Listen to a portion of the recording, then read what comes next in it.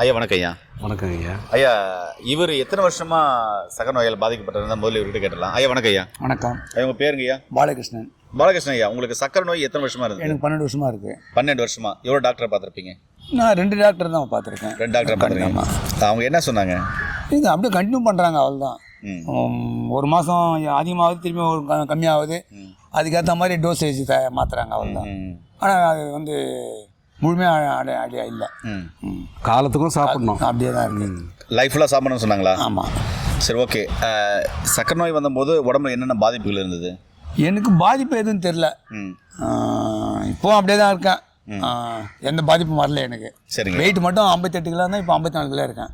சரி, இப்போ ஐயா கிட்ட எத்தனை மாதம் மருந்து எடுக்கிறீங்க? இப்போ 1 மந்த்து தான். 1 மந்த் எடுத்து என்ன இம்ப்ரூவ்மெண்ட் ஆயிருக்கு? பார்த்தீங்கன்னாக்கா எனக்கு வந்து சாப்பிட்றதுக்கு முன்னாடி 190 இருக்கும், சாப்பிட்றதுக்கு அப்புறம் 250 270 வரும். 2 மாதம் முன்னாடி நான் சொல்கிறேன் ரிசல்ட்டு.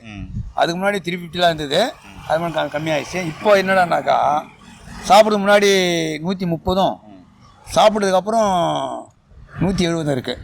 இப்போது இந்த மந்த் சாப்பிட்டு பிறகு 15 நாள் 20 நாள் ஆயிடுச்சு.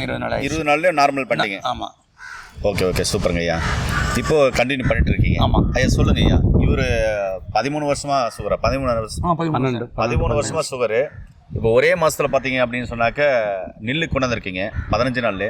இது எப்படி சாத்தியமாச்சு? இந்த T1 T2 பவுடர் தான், இதை கொடுத்து தான் அவர் சரி பண்ணியிருக்காங்க. இதோட ஒரு சில மருந்துகள் காம்பினேஷனாக கொடுத்துருக்காங்க, அதை படித்த பட்டதாரி மருத்துவம் மூலமாக கொடுக்குறாங்க. ஐயா சொல்லுங்க ஐயா, நீங்கள் சொல்லுங்க ஐயா. நம்ம வந்து முதல்ல கவுன்சிலிங், அவங்களுக்கு மேற்கொண்டு சர்க்கரை நோய் தவிர்த்து வேறு என்னென்ன ப்ராப்ளம்ஸ் இருக்கோ நம்ம காம்பினேஷனில் கொடுக்குறோம். நம்ம எப்பவும் சொல்கிற விஷயந்தான் அந்த டிசிப்ளின், அதை நம்ம அவங்களுக்கு சொல்லி கொடுத்துட்றோம். இது மருந்து மட்டும் இல்லை, உணவு முறை, டைம் மேனேஜ்மெண்ட், அதெல்லாம் சொல்லி கொடுத்து அதை ஃபாலோ பண்ண சொல்கிறோம். அவங்களும் நமக்கு ஒத்துழைப்பு கொடுக்குறாங்க. அந்த மாதிரி எப்போ சாப்பிடணும், எப்போ தூங்கணும், எப்போ குளிக்கணும், அந்த வழிமுறைகள்லாம் நம்ம சொல்லி கொடுத்ததுனால குயிக்காக ரிசல்ட் கிடைக்கிது நமக்கு. ஒரு சிலருக்கு இதே 15 நாள் 20 நாளில் ரிசல்ட் கிடைக்குமான்னா அது அவங்களுடைய நோய் தன்மையை பொறுத்து மாத கணக்கில் 6 மாதம் கூட ஒரு சிலருக்கு எடுக்க வேண்டியிருக்கும். அதனால் இது வந்து உதாரணத்துக்காக தான் நம்ம சொல்கிறோம். மருந்தோடு சேர்ந்து பழக்க வழக்கங்கள் நம்ம சொல்லிக் கொடுக்குறதையும் ஃபாலோ பண்ணுங்கள். வெகு விரைவில் மீண்டும் வெளியே வந்துடலாம்.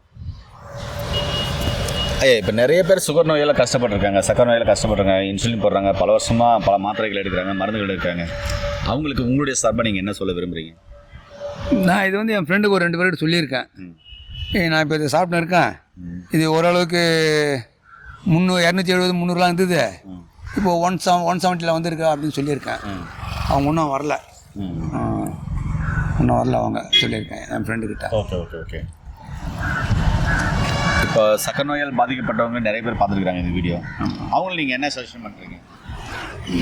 அவங்களுக்கு என்ன சொல்கிறது? சித்த மருத்துவம் எப்படி இருக்குது? சித்த மருத்துவம் ஓகேவா இல்லை மற்ற மருத்துவமா?